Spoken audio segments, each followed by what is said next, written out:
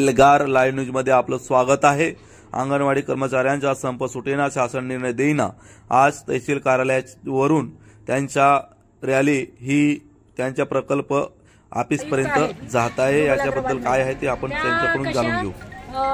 आपल्या ज्या सेविका भगिनी आहेत, मदतनीस आहेत, त्यांच्या ज्या नवीन नियुक्ती आहे मदतनीसची, उलट कसं की कामावरनं कमी करण्यात येईल असे पत्र काढत आहेत।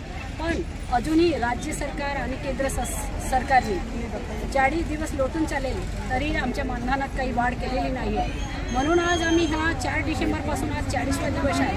तर आम्ही आज आता प्रकल्प स्तरावर हा तीव्र आंदोलन जे तहसील कार्यालयासमोर आम्ही आंदोलन पुकारलेलं आहे, इथून आम्ही रॅली काढणार आहोत। आपला इथून रॅली आमची बालविकास जे कार्यालय आहे तिथे आमची रॅली जाणार आहे।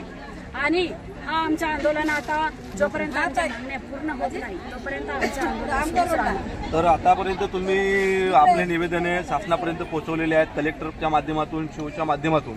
त्यावर आतापर्यंत शासनाने आणि ज्या तुमच्या संबंधित मंत्र्यांनी आतापर्यंत तुम्हाला कोणत्याच पद्धतीची काही मागणी तुमची पूर्ण केलेली नाही किंवा तुमच्यासोबत चर्चा सुद्धा केलेली नाही का?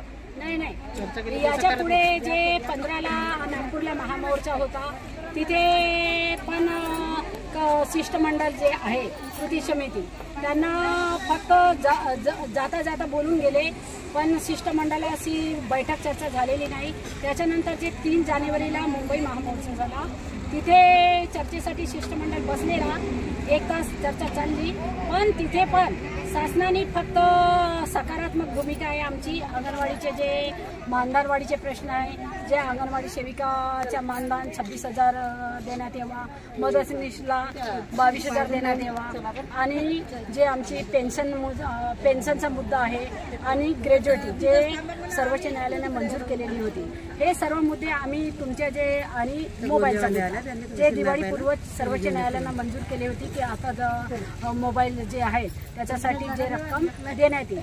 पण हे सर्व सकारात्मक आहे शासनाची की आम्ही सकारात्मक आहोत, आम्ही याच्यावर निर्णय करू, आम्ही केंद्र शासनाला पाठवू। पण अशी कोणती दखल किंवा असं पत्र शासनाने दिलेलं नाही। त्यामुळे जे आमची कृती समिती आहे, राज्य कमिटी, त्यांनी असं जाहीर केलेलं की जोपर्यंत आमच्या हातात काही पुरावा येत नाही तोपर्यंत आमचा हा जो लढा आहे तो अजून तीव्र करावा। या देशामध्ये पंतप्रधान नरेंद्र मोदी म्हणतात की आम्ही महिलांसाठी 33% 50% आरक्षण आणलेलं आहे, त्यांना सक्षम करतो आहोत, त्यांच्या गुणवत्ता आर्थिक वाढवतो आहोत। त्यासाठी तर मग तुमच्या ह्या समस्या आहेत, त्याच्या संदर्भात तुम्हाला काय वाटते? शासन एकीकडे म्हणत आहे की नारी सक्षमीकरण, तर जर हा बाल कल्याण विभाग अंतर्गत आमची जी सेवा आहे, एकात्मिक बाल विकास सेवा योजना, चाइल्ड डेव्हलपमेंट प्रोजेक्ट ऑफिस, तर एकीकडे ही बाल कल्याण विभागांतर्गत जे अंगणवाडी सेविका आणि मदतनीस भगिनी आहे, तर ह्या तुटपुंज बंधन शासन देत आहे। आणि सक्षमीकरण कसला?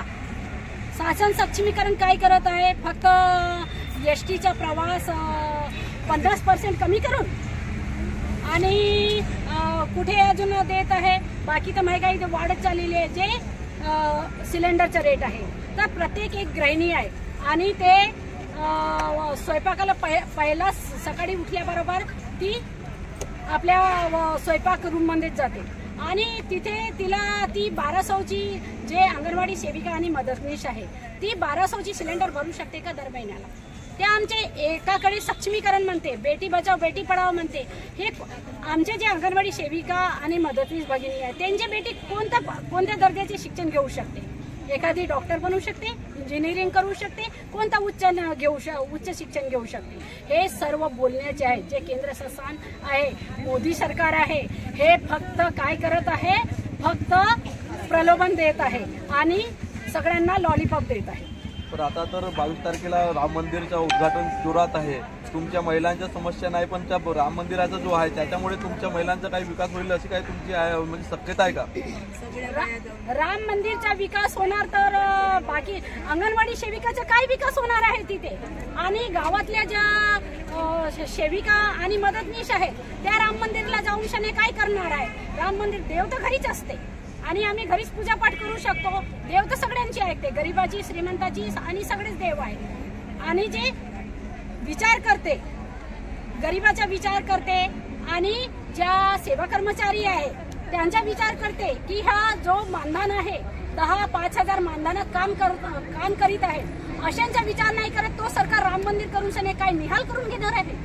तर आता तुम्ही तुमचं आंदोलन जोपर्यंत तुमच्या मागण्या पूर्ण होणार नाही तोपर्यंत चालूच राहणार का? हा, आमचं आंदोलन तर सुरूच राहणार आहे. अजून तीव्र आंदोलन होणार आहे. याच्यानंतर आमचं आंदोलन रॅलीच्या स्वरूपात, रस्ता रोको आंदोलन, जेल भरो आंदोलन, हे सर्व आंदोलने सुरूच राहतील. आणि आमची बीजेपी सरकार, मोदी सरकार, केंद्र सरकार, राज्य सरकारशी आहे. तुम्ही काय कामं करत आहात? कोणत्या शासनाच्या सेवा कर्मचाऱ्याचा विचार करत आहात? तुम्ही फक्त आपला विचार करता. तुम्ही जेव्हा एकदा बसता त्यावेळेला तुम्ही 10,000 तुम्हाला काही मायने ठेवत नाही, जे की आम्ही महिनाभर आम्ही घर चालवत आहोत. तर या ठिकाणी आपण महिलांच्या समस्या आणि यांच्या जोपर्यंत सरकार मागण्या पूर्ण करणार नाही तोपर्यंत त्यांचं आंदोलन चालूच राहणार.